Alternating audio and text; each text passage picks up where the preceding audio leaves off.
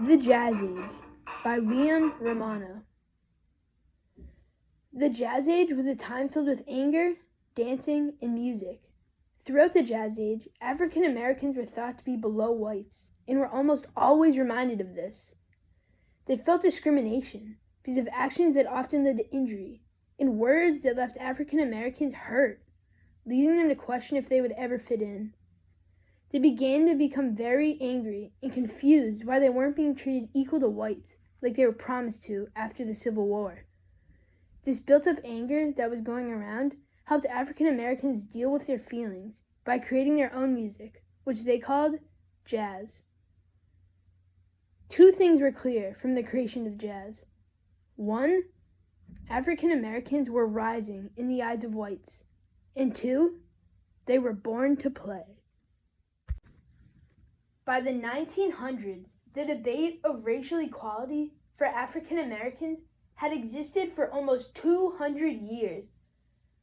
However, thanks to talented African American musicians creating jazz and attracting the attention of white people who listened, danced, and enjoyed it, the diplomacy of the music helped to promote equality and unite races, eventually leading to civil rights and equality.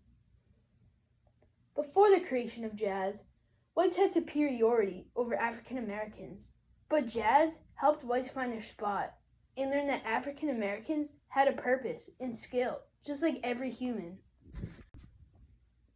The days of May 30th to June 1st of 1921 changed history forever.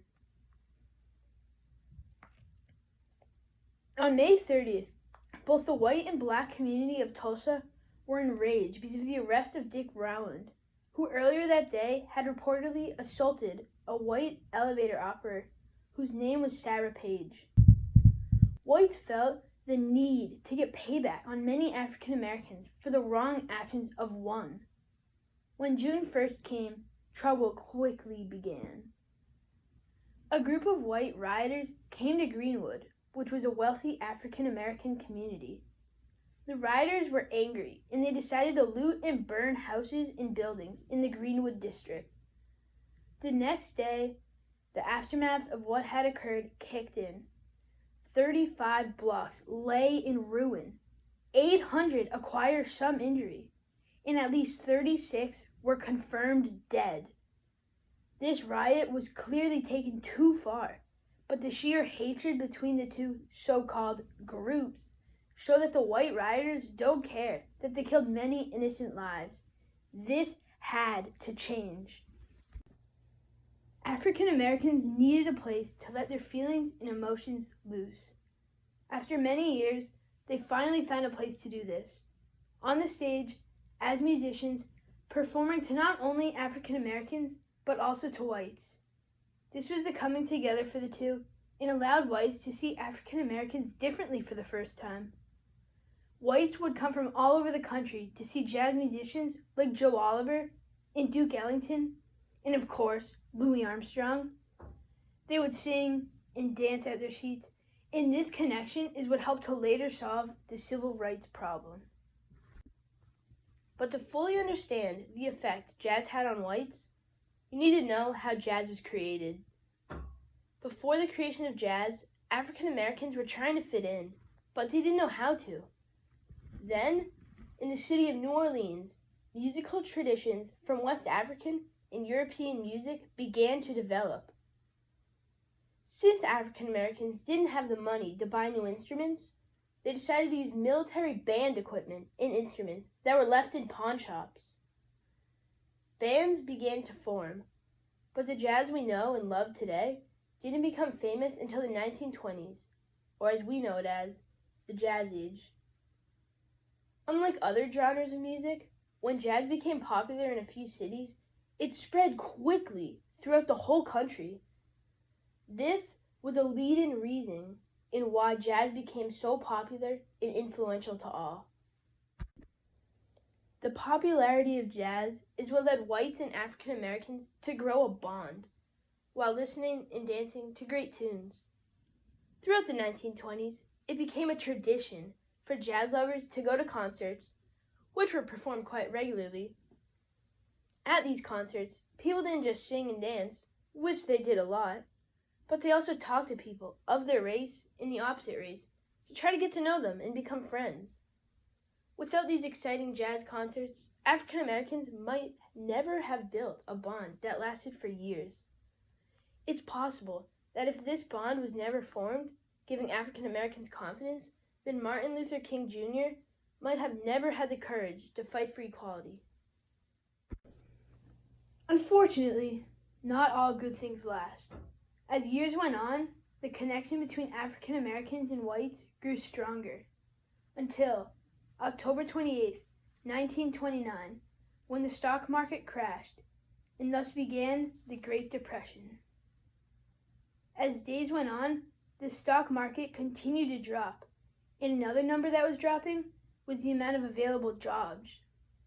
It was now as though the last 5 years of bonding were for nothing, because African Americans were thrown out onto the streets. Whites then took the jobs that were previously done by African Americans. During the Great Depression, the unemployment rate reached 70% for African Americans, but stayed around 25% for whites.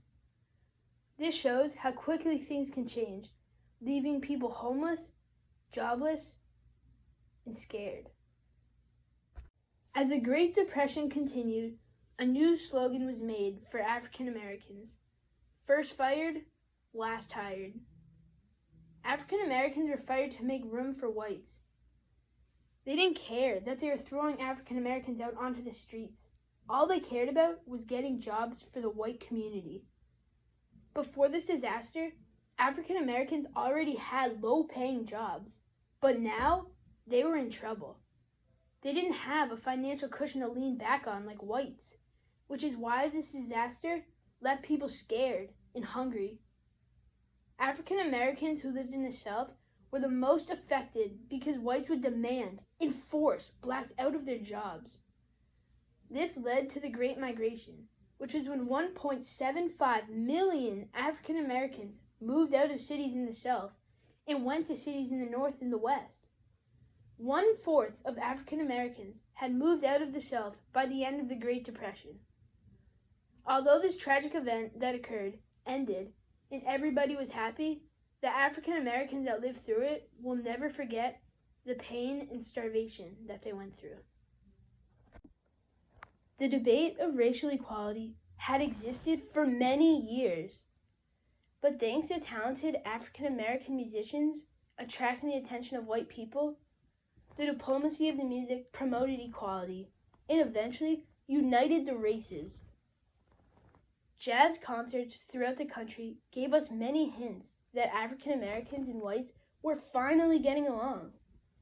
They would dance together, doing the Charleston, and even sing their favorite songs, such as In the Jailhouse Now by Jimmie Rodgers and West End Blues by Louis Armstrong.